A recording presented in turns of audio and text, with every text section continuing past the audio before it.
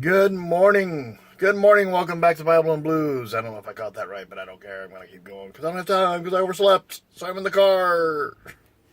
So I overslept so much, I didn't have time to get coffee. I actually got Jack in the Box coffee. Honestly, not that bad a coffee. If you're a coffee drinker.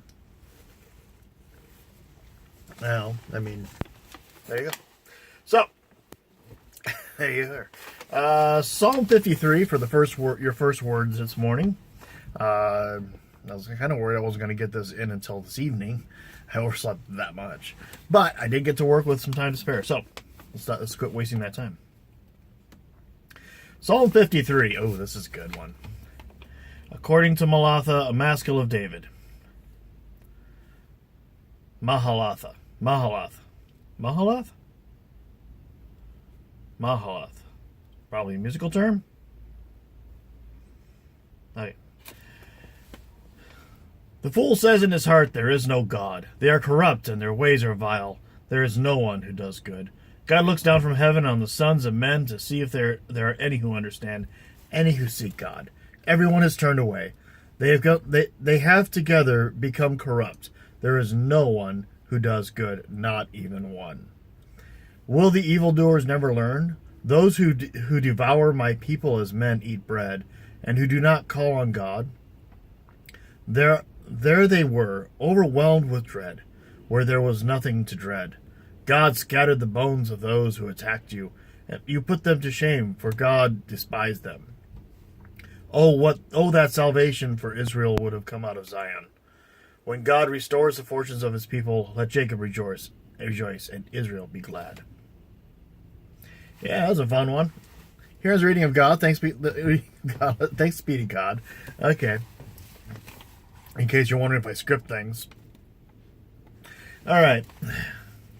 A fool says in his heart, there is no God. They are corrupt and their ways are vile. There is no one who does good. And that's a basic tenet of Christianity, the fact that we aren't good enough. We know we aren't. And that's an aspect of our lives and of our situation, of the choices that we make bad choices. We don't do well on our own. So, but it's just an aspect of being Christians. You understand that. The people the fool who says in his heart there is no God, they'll have no big issue with what they do, and they don't see a problem a lot of times. So that does kind of make the challenge, doesn't it? Interesting note. The fool who says there is no God has no moral grounds either. And I just watched a video, and it was I actually enjoy some of their work. Some of the work the atheists do, because they're not always wrong. Okay, first off, they're not always wrong. They're not. I mean, their arguments on Christianity and faith in general aren't all that great, but that's coming from a person who is a person of faith. But it was a question of moralism. You had two people.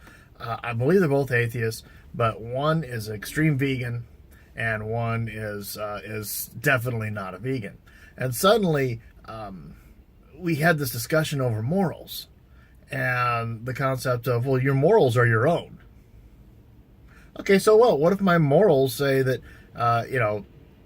in spite of the law, killing people is fine? Then I guess I'm okay. I'm good to go. So, that's where your morals need to have a basis of some kind. What if my morals say taking from you to feed myself is fine? Okay, even though I have other means of feeding myself.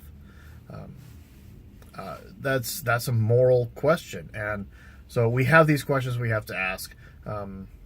Anyway, I'm rambling now. Kind of got in the weeds. Don't know where to get out of it. So I'm gonna go. I got to get inside, get to work. Clock is ticking. Have a great day.